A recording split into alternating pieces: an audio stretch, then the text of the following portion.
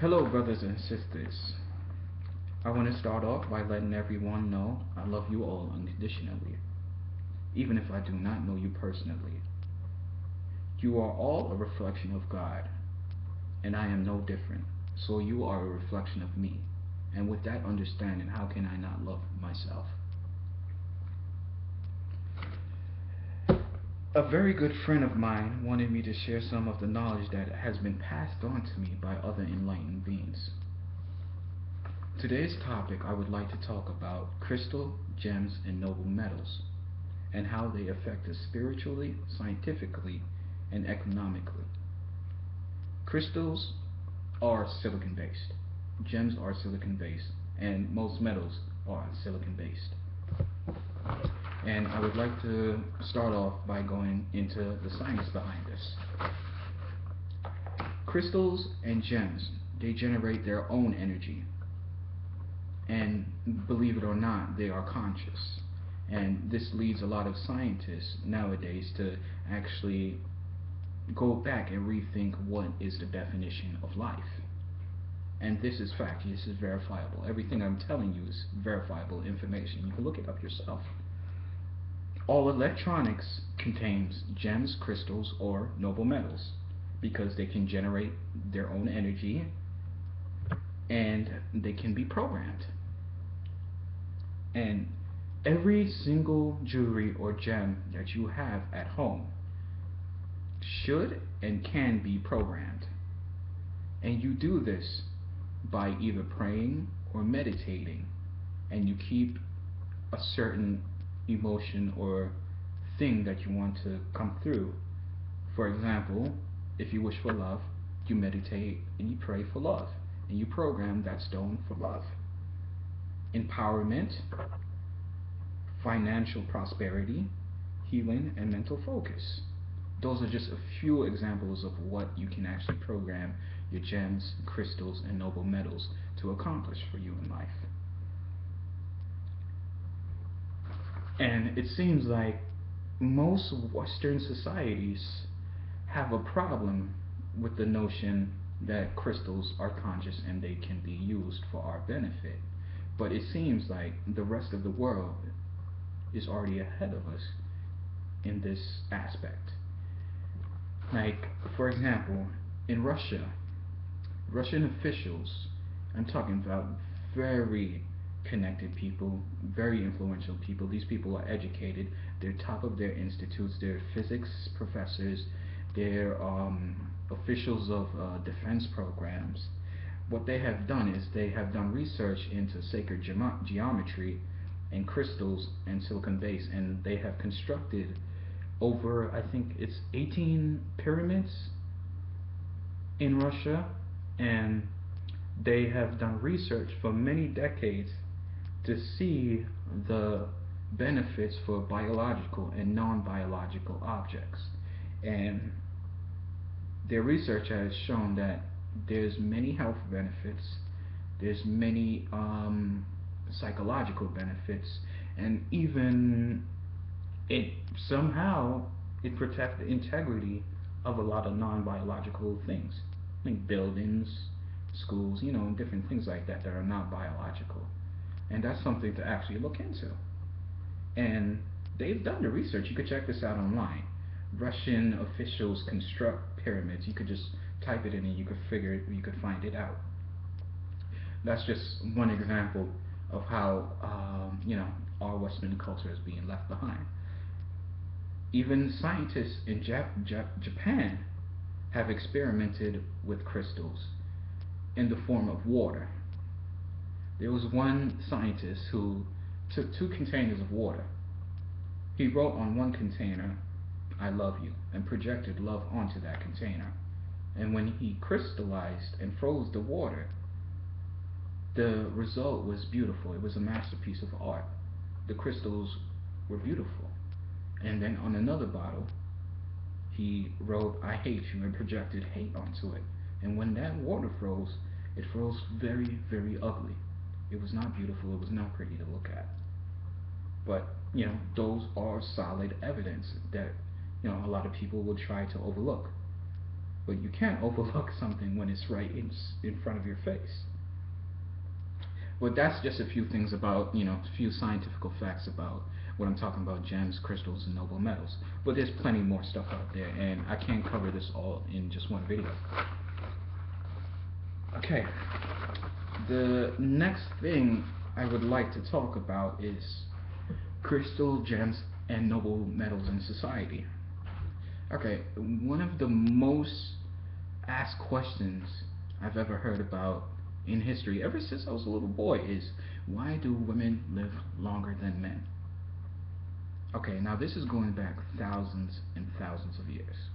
Men usually do not have as much jewelry on them as women. Women have always kept jewelry on their persons for thousands of years.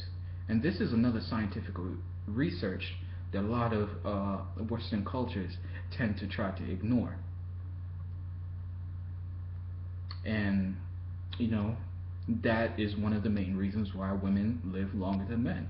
Is because they keep their connections to their crystals, gems, and noble metals. Whether if they know they're conscious or not, it's it's it's irrelevant because it still helps them.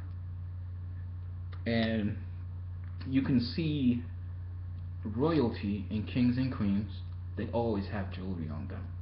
They always have some sort of gold, platinum, diamonds, rubies, emeralds, gems, all that stuff. They always keep it on their person at all times. And in the history books, the Mayas, the Aztecs, they thought as precious metals, crystals, and gems as something for everybody to use as their benefit. Actually, in the Mayan Aztec culture, they valued vegetables more as an economic commodity than gems, gold, and crystals. Shy seeds were mostly used for economic value rather than gems, crystals, and noble metals, because those were things that were common to people like air and water. Now, what I would like to talk about is, just some of the spiritual leaders that we have. And not just spiritual leaders. If you look at most leaders that we have right now, they tend to be very iced out. Like, for instance, you can actually just type in, you can Google the Pope's name. Just look at any image of the Pope and you'll see that he is iced out. He has gold, diamonds, jewels, emeralds everywhere. And that's because of the spiritual value that gems, nobles, and precious metals have. Priests, they usually carry around a crucifix that's gemmed out. Rabbis, they also wear jewelry. Shamans, no matter what part of the world that you're in, you will always see a spiritual leader or a leader possess some sort of jewelry or noble metal or gems. And don't even get me started on American pastors. They're more iced out than rappers. Okay, now I would like to talk about the economic value of crystal, gems, and noble metals. In Western culture, that is the only value that most of us put on these things. But the value of these gems, crystals, and noble metals go far, far deeper. Just like you are meant for more than just a 9 to 5. And this is evident because most people, as a whole, we are very depressed. And because we're not meeting our full potential. Because we are meant for more in life.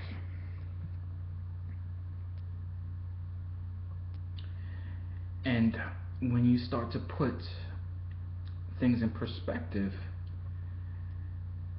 most people nowadays, their goal in life is money.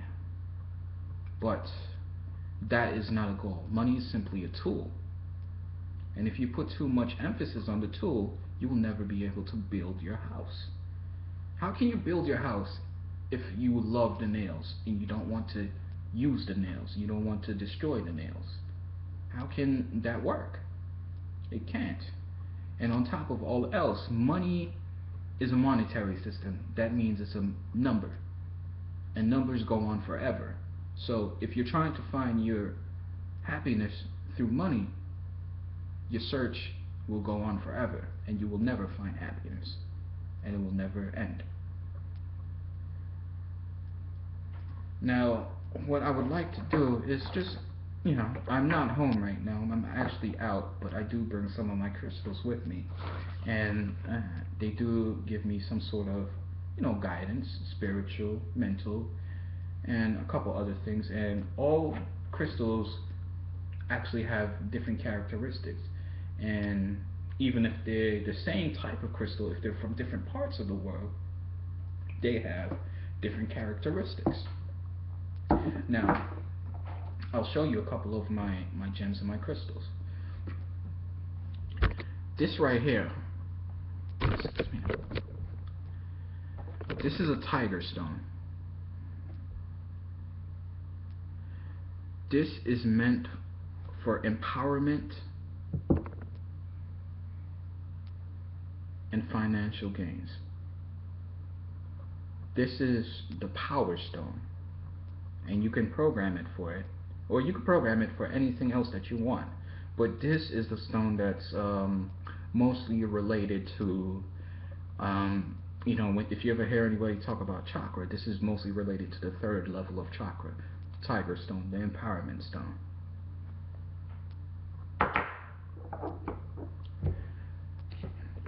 Now this is a rose quartz Merkaba stone. It's sacred geometry. When you talk about sacred geometry, there's shapes in the universe that have a sacred value to them. Like they're naturally spiritually inclined.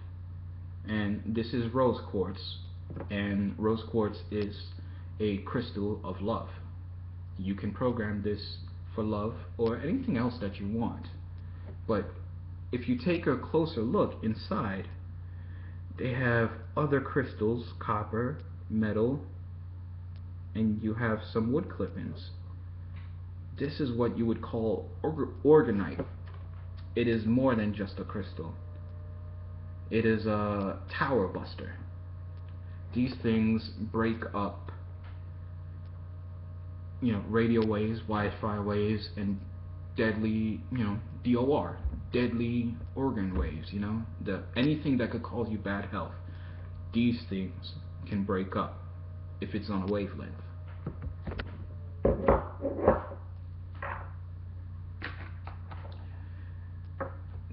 And these two are different in shape, but they do the same thing, even though that they're different in color. They're also organite.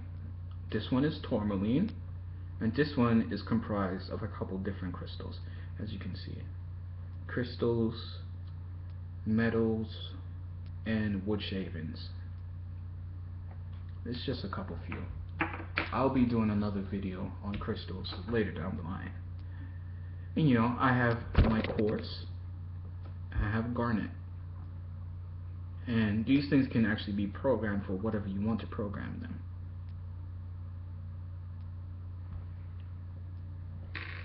But thank you for joining me, guys, and I appreciate, I would appreciate any support.